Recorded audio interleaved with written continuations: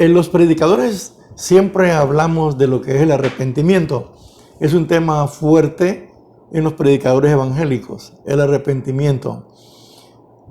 Hay varias maneras de que nosotros visualizamos, pues, el arrepentimiento. Pero realmente la persona arrepentida va a tener cambios. Algunos no se arrepintieron, sino que quizás como obligados por alguna situación hicieron su decisión. Aparentemente, eso es lo que nosotros apreciamos, es lo que vemos y creemos que han experimentado su arrepentimiento. Pero el arrepentimiento tiene que ser aprobado. Vamos a hablar del arrepentimiento aprobado. Todo arrepentimiento está bueno. Está bueno. Si vino a la iglesia debido a alguna situación, a lo que sea, y no en fe, pero está ahí, nosotros lo recibimos. Todos los pastores recibimos a esta gente, porque no conocemos el corazón de la gente. Y estando allá dentro de la iglesia, pues escuchan la palabra de Dios y ahí su fe va creciendo. Dice la Biblia que por el oír viene la fe. Y eso es importante tomarlo en cuenta. Pero vamos a analizar nuestro mensaje a través del mensaje de Juan el Bautista, basado en Mateo capítulo 3, verso 1 al 10, donde vemos ahí una manifestación de arrepentimiento, pero cómo vio Juan o nos enseñó acerca de un arrepentimiento aprobado. Capítulo 3 del libro de Mateo, verso 1 al 10, dice así: En aquellos días vino Juan el Bautista predicando en el desierto de Judea y diciendo: arrepentíos, porque el reino de los cielos se ha acercado. Pues este es aquel de quien habló el profeta Isaías cuando dijo: voz del que clama en el desierto, preparad el camino del Señor, enderezad su senda. Y Juan estaba vestido de pelo de camello y tenía un cinto de cuero alrededor de sus lomos, y su comida era langostas y miel silvestre. Y salía a él toda Jerusalén y toda Judea y toda la provincia de alrededor del Jordán, y eran bautizados por él en el Jordán, confesando sus pecados.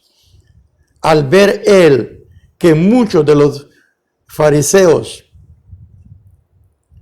y de los saduceos venían a su bautismo, les decía: generación de víboras, ¿quién os enseñó a huir de la ira venidera? Haced pues frutos dignos de arrepentimiento, y no penséis decir dentro de vosotros mismos: a Abraham tenemos por padre, porque yo os digo que Dios puede levantar hijos a Abraham aún de estas piedras.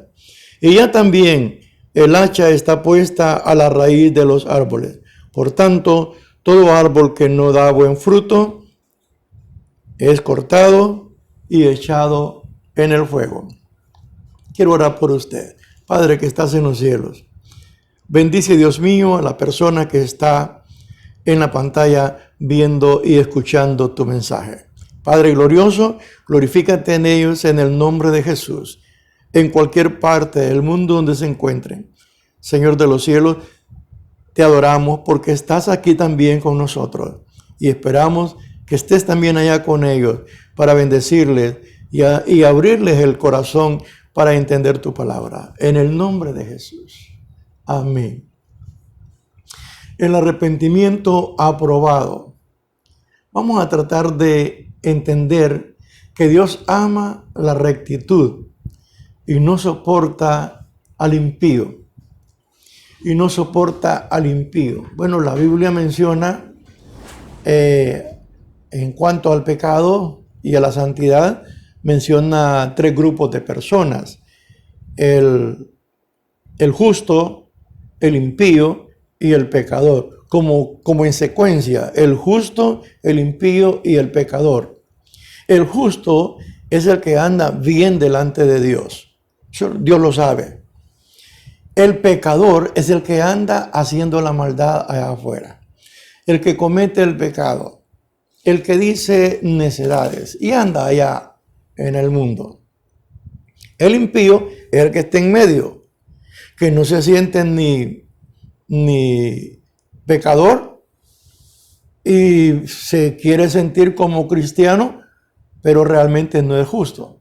Es el creyente que está dentro de la iglesia, pero que no está haciendo las cosas en su debido orden, o que se le sale mucho o se le mete mucho el mundo, no sé, pero de vez en cuando está haciendo cosas que no debe de hacer. Entonces esta es la lista del impío. El justo es el que Dios, con quien Dios tiene el trato, pero el impío es el que está ahí, ¿verdad? Pero está en medio. Y el pecador es el que está al otro extremo. Bueno, el que está en medio y el que está al otro extremo van al mismo lugar. No vaya a creer eso de que hay 3 lugares. Solo hay 2. Solo hay 2. ¿Verdad? A un lugar donde va a un castigo y otro lugar a donde va a disfrutar de la presencia de nuestro gran Dios. También vamos a tratar en esta ocasión de reflexionar sobre lo importante de no continuar en el error. Lo importante que es no continuar en el error. En el error en que nosotros hemos vivido anteriormente. No seguir ahí, no seguir en los pasos malos que nosotros estuvimos llevando en otro tiempo. Las personas que buscan sinceramente, fíjense esto, que las personas que buscan sinceramente a Dios son aprobadas por el Altísimo, pero el juicio está listo para los que no buscan con integridad a Dios. Para los que no buscan con integridad a Dios. Juan el Bautista fue un profeta que se colocó en medio de los 2 testamentos, si dijéramos así, o en medio de la historia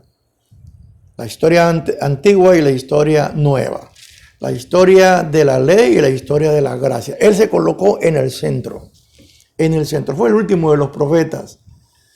Su mensaje, él fue un hombre que tenía un mensaje poderoso, un mensaje fuerte.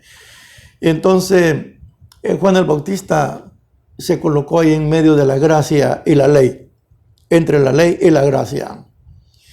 ¿Cómo fue su intervención cuando él estuvo en este mundo? Eso vamos a estudiarlo. Primero veamos sobre su mensaje. Su mensaje incluía el arrepentimiento. Su mensaje incluía el arrepentimiento. Pues una religión que da un mensaje pero nunca incluye el arrepentimiento es una iglesia muerta. Es una iglesia muerta. La iglesia tiene que incluir el arrepentimiento. Y entre el mensaje que esa iglesia está dando, también debiera de mencionar lo que se llama el arrepentimiento. Debe de tenerlo muy, pero muy en cuenta. El arrepentimiento. El vocablo arrepentimiento viene, o la palabra arrepentimiento en español, ¿verdad? Viene de un vocablo griego, metanoeo, se dice allá, y significa volverse o regresarse. Vamos a poner así un ejemplo. Vamos, aquí tengo esta lupa. Digamos que ella va en dirección para allá, pero arrepentirse es así, y ahora viene en dirección para acá.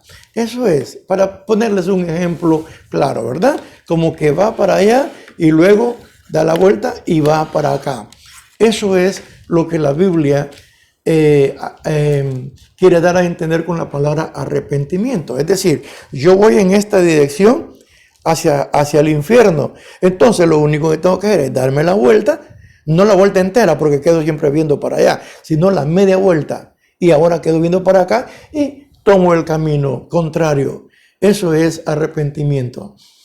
Entonces, lo mismo se aplica al revés. Si yo soy cristiano ahorita y me vuelvo al mundo, entonces estoy tomando el camino contrario. estoy dando la vuelta. Ya no voy a encontrarme con Jesús, sino a encontrarme con el otro personaje que usted sabe quién es, ¿verdad? Entonces, eso es lo que significa volverse. Es la idea que da. Una persona puede volverse del pecado a la salvación, de la condenación a la salvación, del lugar donde se encuentra al otro. Y así puede estar.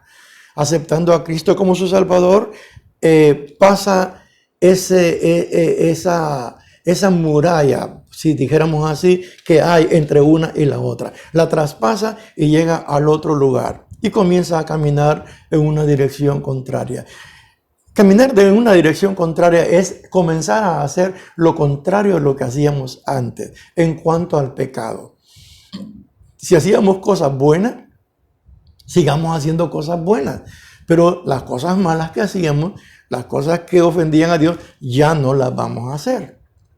Este arrepentimiento comprende dos factores, y le voy a mencionar. El primero es de parte de Dios, ¿verdad? Que lo conocemos con la palabra gracia, que es un regalo que no merecemos, pero que Dios se lo quiso dar a la humanidad.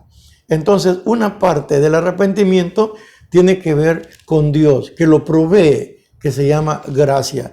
Y la otra parte, el otro factor que comprende el arrepentimiento es la fe, la cual ya no viene, en cierto sentido, pues viene también de arriba, pero soy yo el que tengo que ejecutarla, ponerla en práctica, activarla.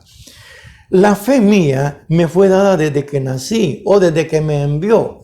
Antes del embrión, no sé. La cosa es que cuando nací yo ya traía eso que se le llama fe.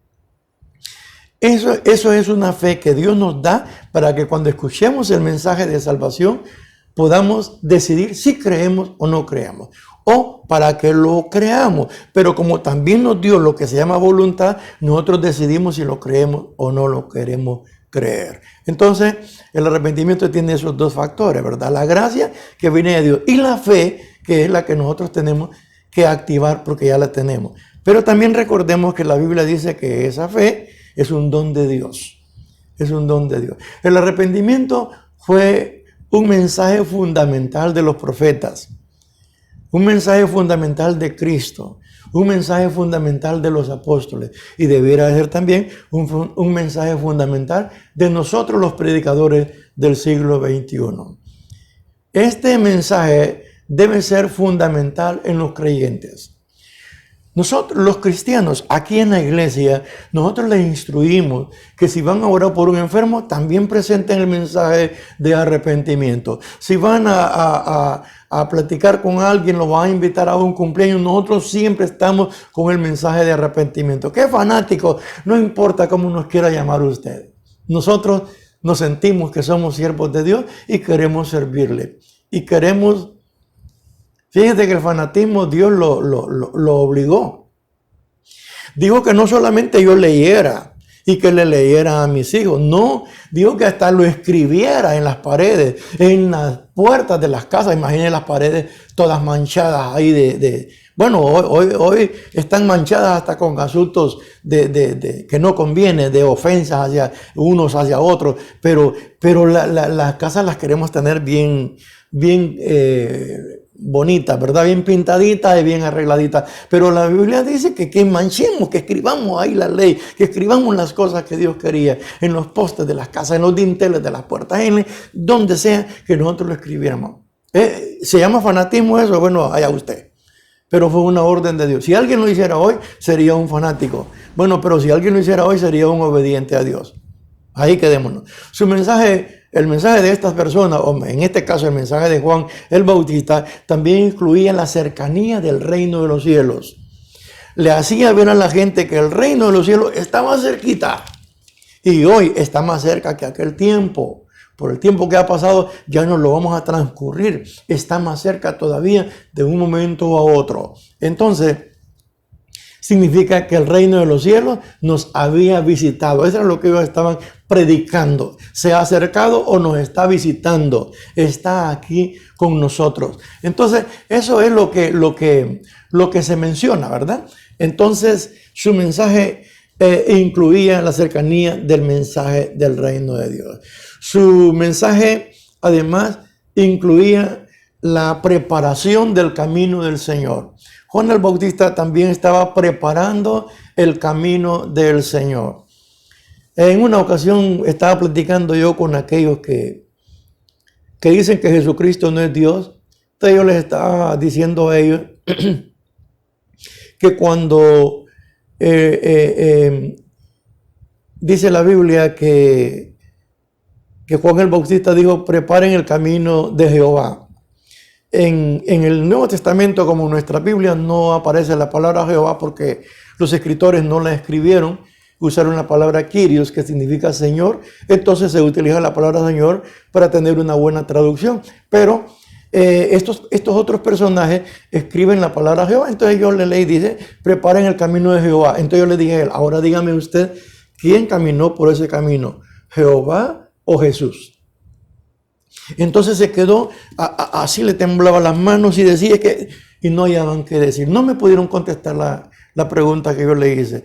La Biblia dice claramente quién caminó por ese camino. Fue Jesucristo. ¿Y qué cuesta decirlo? Si lo sabemos. Ellos lo saben porque estudian la Biblia. Pero como ellos dicen que Jesucristo no es Dios, entonces no puede. Porque si Jesús caminó por ese camino, entonces Jesucristo también es Jehová. Y eso no lo pueden testificar ellos en ningún momento. Nosotros sí lo podemos decir. Jesucristo es Dios, es el gran Dios del Antiguo Testamento y también el Dios del Nuevo Testamento. Él es un Dios todopoderoso, igual que el Padre, igual que el Espíritu Santo. Eso no lo pueden ellos negar porque la Biblia lo enseña.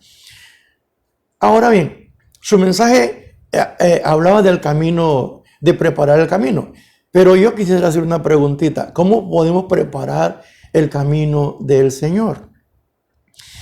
Lo primero es que tenemos que ceder nuestro corazón al Señor.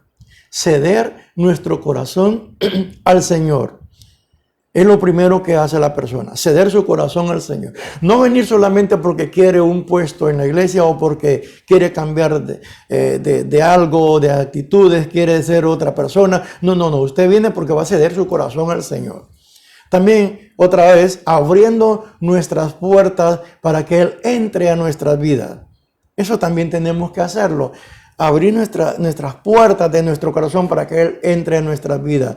Además, tenemos que admitir que Él es el Rey. De esa manera, nosotros estamos preparando el camino del Señor.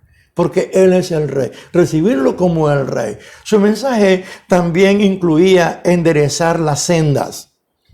Oiga bien, también incluía, aparte de preparar el camino del Señor, también incluía enderezar las sendas del Señor, enderezar sus sendas, las de Él, enderezar las sendas aquí en la tierra, porque andaban pandas. Porque aunque son las sendas del Señor, pero nosotros nos hemos encargado de pandearlas. Pero Él quiere que estén derecha. Entonces tiene que aparecer predicadores que se pongan en la brecha para enderezar el camino del Señor. Usted sabe cómo está despando el camino del Señor ahorita en la tierra. Cómo lo han pandeado los grandes predicadores, los iluminados. Lo han pandeado tanto que ya no parece cristianismo esto. Ya no parece evangelio de Jesucristo. Ahora, algunas maneras de enderezar la senda del Señor. Bueno, yo creo que lo primero es comenzar a corregir nuestras faltas. Comenzar a corregir nuestras faltas. Ahí nosotros estamos enderezando la senda del Señor. Corregir las faltas que nosotros tenemos. Y luego someternos a su ley. A la ley de Él. No le digo a la ley de Moisés, no a la ley de Jesucristo. Someternos a la ley de Él. Esto era lo que encerraba el mensaje que predicaba Juan el Bautista. Ahora, lo que es el ministerio de Él, basándome en el versículo 4 al 6, su vestido y su comida demostraban pobreza, que era muy pobre, y también demostraban humildad. Demostraban pobreza y humildad. No eran ropas de gala, ni ropas de gran esplendidez. No. Demostraban que el hombre era muy pobre y muy humilde. Pero qué cosa, ¿verdad? Que ahora pues la filosofía de algunas multitudes cristianas es que si el predicador anda con buen saco, le puede escuchar el mensaje, si no, no se lo escucha. Bueno, esta gente farsante de hoy no hubieran nunca escuchado a Juan el Bautista, oírlo predicar. ¿Cómo voy a escuchar a ese yo? Mejor a los fariseos porque se visten bien, porque se visten con ropas esplendorosas. Esa filosofía, hermano mío, si usted la tiene, sáquese de la cabeza porque es sucia, es satánica, es maldita y usted no tiene por qué tenerla en su corazón. Sáquela. Entonces, estas personas que piensan de esa manera hoy no hubieran recibido el mensaje de Juan el Bautista nunca, nunca, porque no se vestía con esplendidez, sino que se vestía muy humildemente. Pero aún con todo eso dice la Biblia que hay multitudes de Jerusalén, toda Judea, de toda la provincia del Jordán, todo alrededor. Ahí vean multitudes que llegaban porque había un despertar. El Espíritu Santo se encargó de despertar en el corazón de la humanidad que adyacente para que ellos fueran bautizados, porque buscaran el bautismo. Entonces eran grandes multitudes. Aparentemente la gente estaba con gran sed de oír la palabra de Dios en ese momento. Y eso es lo necesario. No es quien se va a parar a la frente. El pastor con el que yo me formé, él predicaba, en un mensaje que él predicó una vez, él dijo que él fue me parece que fue a Guatemala, y dice que estaba el culto, la campaña, estaba bien bonito aquello, pero que cuando dijeron vamos a presentar al predicador, pasó un predicador en Caites. Entonces dijo él, qué barbaridad, habiendo tanta gente con saco y corbata ahí, ponen a este indito con Caites. Pero él nos contaba, ¿verdad? Y en su mensaje él predicaba que él tuvo que pedirle perdón a Dios porque juzgó así. Cuando lo escuchó predicar, él siempre estaba lleno del Espíritu Santo.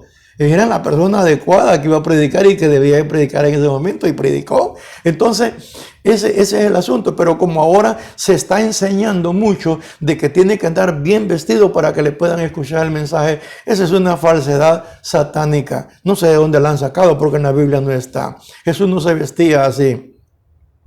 Juan bautizaba a todos los que se arrepentían y confesaban sus pecados. Estos confesaban sus pecados y entonces Juan los bautizaba. Ahora bien, lo último que quiero mencionar es el trato que Juan el Bautista tuvo con los impíos, basándome en el verso del verso 3 al verso, del verso 7 al verso 10. Miren, lo primero que él hizo fue que lo llamó generación de víboras. Lo llamó generación de víboras. ¿Por qué lo llamó generación de víboras? Esto significa que ellos eran gente mala, gente perversa, que se hacen pasar por cristianos. Esto es lo que podemos entender nosotros que Juan estaba aquí enfatizando al llamarle generación de víboras. Pero que sus hechos, ellos se hacían pasar por cristianos, pero sus hechos los delataban. ¿Con quiénes podemos comparar nosotros a esa generación de víboras? No, usted juzgue. Pero yo puedo decirle que podemos compararlo con aquellos que aseguran estar bien, pero aún están en pecado. Siguen haciendo el pecado. Siguen cometiendo el error. Con aquellos que vienen a la iglesia por cualquier cosa menos por su salvación. Vienen porque les gusta la muchacha, vienen porque les gusta la música, vienen porque, por tantas cosas, pero menos por su salvación. Menos por eso. Entonces, con aquellos que no hacen ni el menor esfuerzo por sacar su pie del fango. Lo tienen metido en el pecado, pero no hacen ni un poquito para sacarlo de ahí. Él les reclama y les dice, hagan frutos como pruebas de que ustedes están arrepentidos. De que ustedes están arrepintiendo con sinceridad. Hagan pruebas y hagan frutos como pruebas. Esto significa comportarse como verdaderos cristianos. Es decir, hacer las cosas con devoción como para el Señor. Es lo que Él está diciendo a esa gente que corrió a que los bautizaran. Les exhortó a no hacerse pasar como hijos de Dios. a que no se hagan pasar como hijos de Dios. Hay tanta gente hoy que se hace pasar como hijos de Dios. Bueno, hasta milagros hacen. Sí que se hacen pasar como hijos de Dios en una forma exagerada. Y ellos ahí andan. Y andan aconsejando el mal y haciendo el mal. Contradiciendo la palabra de Dios como que si ellos tienen todo el derecho de hacerlo. Es terrible. El hecho de que yo asegure ser hijo de Dios no me obliga o no le obliga a Dios a recibirme a mí como hijo. No le obliga a Él a recibirme como hijo, solo porque yo tengo apariencia o quiero tener apariencia de hijo de Dios. Es más, ya tiene un instrumento de castigo para el impostor. Lo dice la palabra del Señor. Es un hacha que está colocada al pie del árbol. Al pie del árbol. Sí, mire. Al pie del árbol. Si lo mira bien de allá. Y si lo corta al pie, queda sin vida. Y lo va a cortar. Y luego al fuego. Porque los frutos no son. Ya el hacha está puesta. Así que todo árbol que no da buen fruto. Fíjese que no es importante solamente dar fruto, sino buen fruto. En la parte de atrás de mi casa, cuando yo estaba niño, mi papá tenía sembrado un árbol de aguacate. Y nunca le daba. Entonces, y estaba grande. Y entonces le dijeron algunos que ese árbol era macho. Yo no entendía eso. Que era macho y que por eso no daba. Entonces dijo él, voy a esperar este año. Si no da, entonces lo voy a cortar. Y lo cortó. Cualquiera puede decir, por la sombra lo he dejado. No, si yo lo quiero para sombra, siembro un árbol de sombra.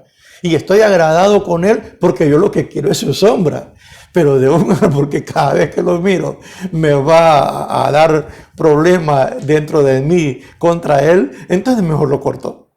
Cada vez que Dios me ve, se va a sentir molesto conmigo, entonces mejor me corta. Es lo más fácil. Entonces, todo árbol que no da buen fruto será cortado y echado en el fuego. Tengamos precaución con estas cosas, porque son santas y deben ser muy tomadas en cuenta. Tengamos cuidado. Por la palabra de Dios, entendemos que el hacha ya está lista. No es que va a estar lista, ya está lista. Mire, a Israel se la aplicaron y lo dejaron a un lado y montaron un nuevo proyecto que se llama la iglesia. Y el apóstol Pablo dice, si a Israel le hicieron eso, también a nosotros nos pueden hacer. Así que portémonos bien. Los árboles que no den buen fruto, porque aparte de dar fruto, que lo den bueno. Porque si siempre me sale un fruto agusanado, entonces mejor lo boto porque no me sirve. Tiene que ser un buen fruto. Entonces será cortado de raíz. Estos árboles serán echados en el fuego. Y estos árboles pueden ser usted y yo. Si no damos buen fruto, usted puede ser cortado al igual que yo. Los árboles que deben dar fruto somos los creyentes. No está hablando de las personas que están fuera.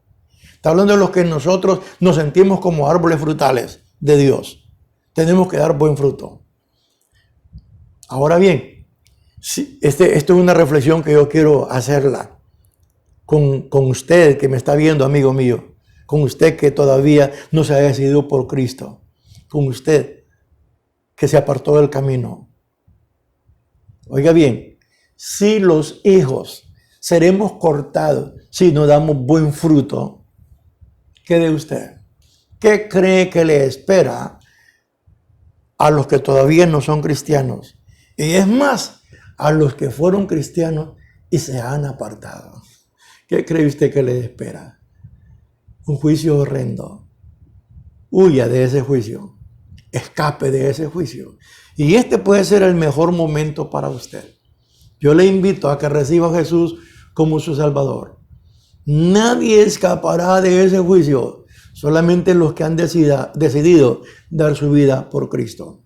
Dela a usted en este momento. Ofrézcasela a Dios, recibiendo a Jesucristo como su Salvador. Yo oro por usted. Usted haga una oración pidiendo perdón por sus pecados y yo aquí mismo oro por usted. Y luego nos ponemos en contacto. Usted nos escribe y nos ponemos en contacto. Nos escribe al Messenger y nos ponemos en contacto. Ahora bien, si hay alguien que está pasando por dificultades, problemas, lo que sea, ore por su problema y yo oro por usted. Hagamos así. Vamos a orar entonces. Si va a recibir a Cristo, pida perdón por su pecado. Si tiene algo por qué quiere resolución de parte de Dios, ore por su problema y yo oro por usted. Oremos entonces. Padre que estás en los cielos, bendecimos y exaltamos tu bendito nombre, porque eres grande y soberano, porque tu misericordia es para siempre. Quiero poner, mi Dios, en tus manos preciosas la vida de esta persona que en este momento está haciendo confesión de sus pecados, que está pidiendo perdón. Señor, te pido, Dios mío, que lo recibas como tu Hijo, porque está recibiendo a Jesucristo, tu Hijo amado. Que perdone sus pecados, que inscriba su nombre en el libro de la vida. Sí, Padre glorioso, sé que tú amas al pecador y deseas anotarlo en tu libro.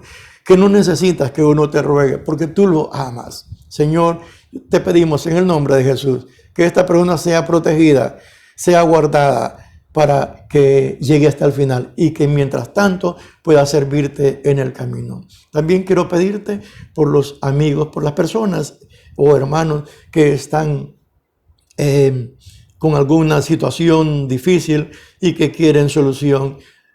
Escúchale, Señor, conforme ellos te han pedido, en el nombre de Jesús. Amén. Quiero felicitar y agradecer mucho a los que nos ven en Italia, en España, en Estados Unidos, aún en algunos países árabes nos han visto y nos han mandado su mensaje, nos alegramos con usted. Y también agradecemos a los que nos ven aquí en Honduras, en Centroamérica, en todo el continente, en México, en El Salvador. Les agradecemos mucho en el nombre de Jesús. Les bendecimos desde acá y también bendecimos a la amada Iglesia Tepaz. Que el Señor les bendiga. Amén.